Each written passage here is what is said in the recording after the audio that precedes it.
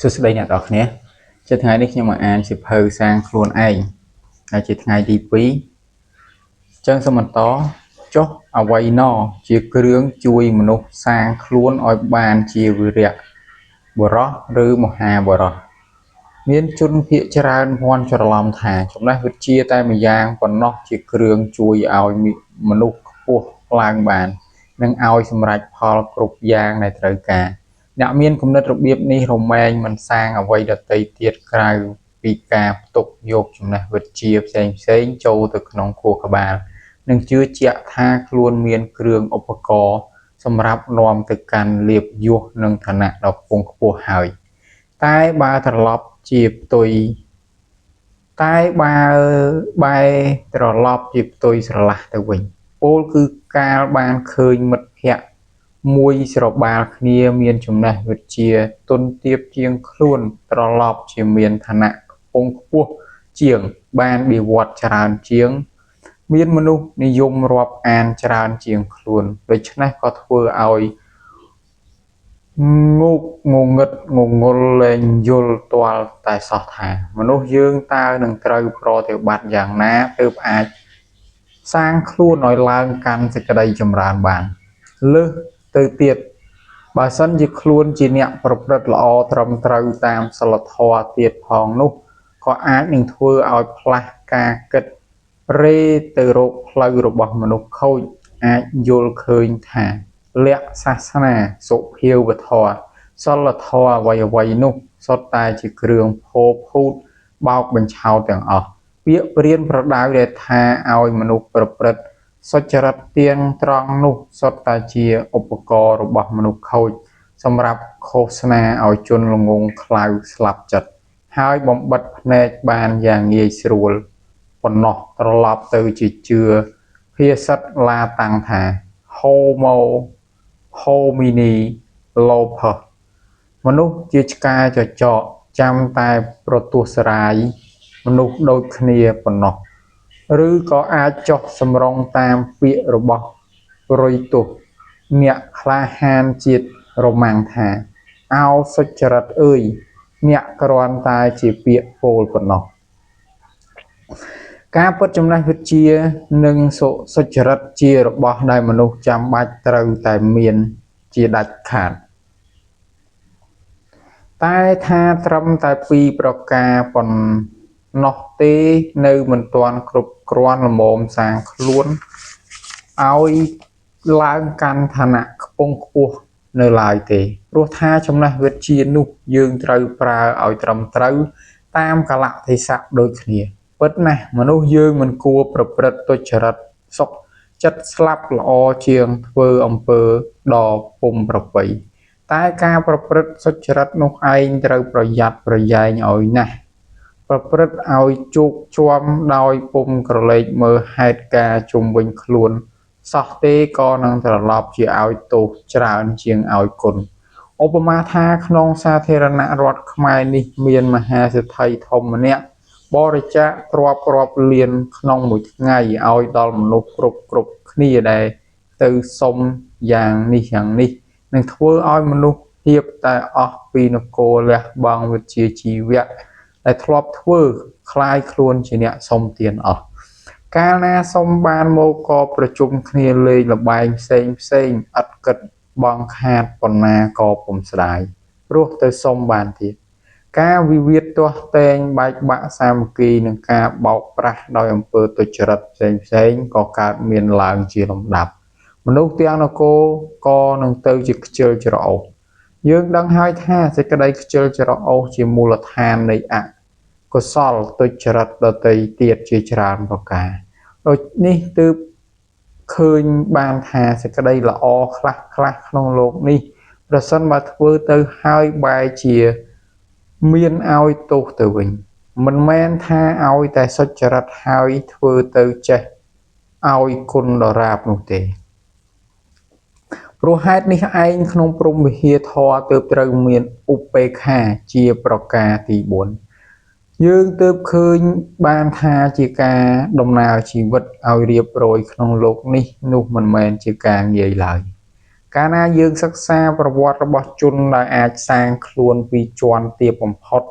ឡើងទៅកាន់ជាន់ខ្ពស់បំផុតហើយយកចរិយាវត្តរបស់ជនទាំងនោះមកវែក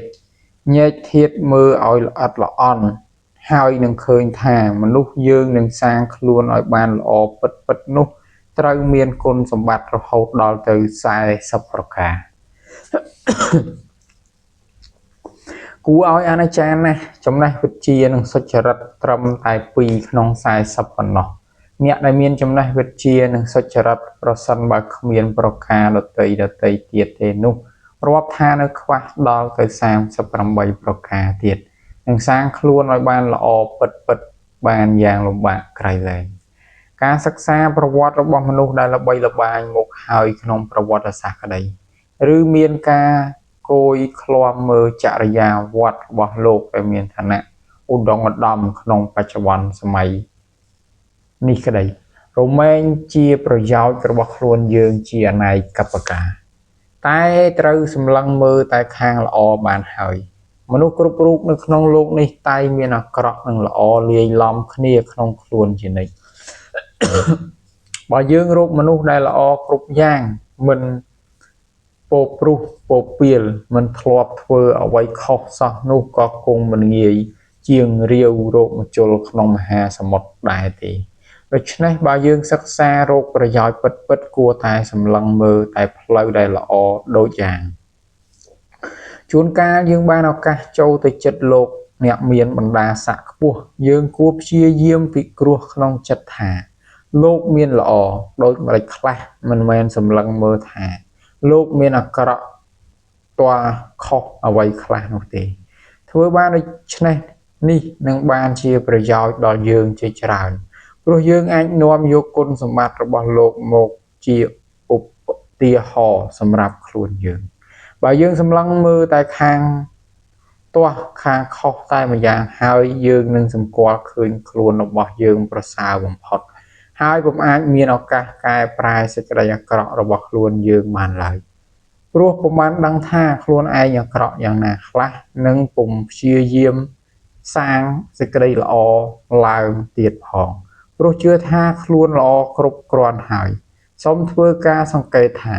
ជនដែលនន្ទាឈ្នានីសអ្នកដតីជាប្រក្តីមិនដំកំដំកើងសរសើរអ្នកណាថាល្អសោះឡើយជនប្រភេទនោះជាអ្នកមានគុណសម្បត្តិក្នុងខ្លួនតិចបំផុតពាក្យរបស់លោក John Ruskin អ្នកនិពន្ធជនជាតិអង់គ្លេសថាគប្បីសម្លឹងលក្ខណៈដែលល្អនិងមាំទាំដែលមាននៅក្នុងបុគ្គលគ្រប់ប្រភេទដែលចូលមកចិត្តអ្នកចូលលើកដំកើងសរសើរត្រេកអររីករាយជាមួយហើយប្រសិនបើអ្នកអាចធ្វើបានចូលព្យាយាមយកតម្រាប់តាមកាលបើយ៉ាងនេះលក្ខណៈមិនល្អរបស់អ្នកនឹងរបេះរបូតចេញទៅពីអ្នកដូចស្លឹកឈើស្ងួតរបេះធ្លាក់ទៅកាលដល់ពេលវេលានេះឯងគឺជាវត្ថុបំណងនិងផលដែលគប្បីបានក្នុងការសិក្សាសាងខ្លួនឯង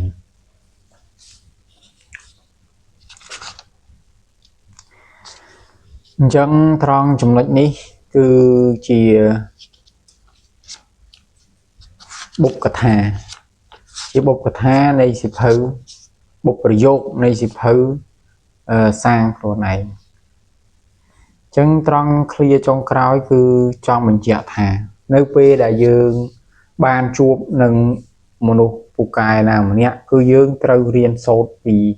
លោកទាំងនោះ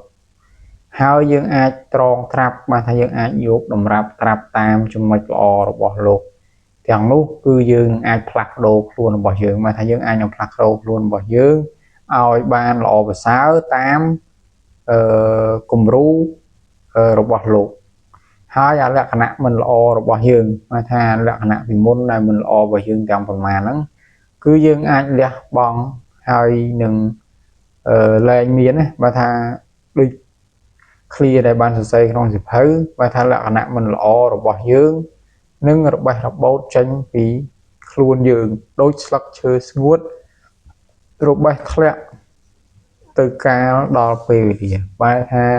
ដល់ពេលវេលាគឺវានឹងរបេះធ្លាក់ របូតបាត់ដោយខ្លួនឯងអញ្ចឹងសម្រាប់ថ្ងៃទី2នេះគឺយើងបានបញ្ចប់ត្រឹមបុព្វប្រយោគអញ្ចឹងនៅថ្ងៃទី3យើងនឹងចូលមកដល់ផ្នែកទី1ដែល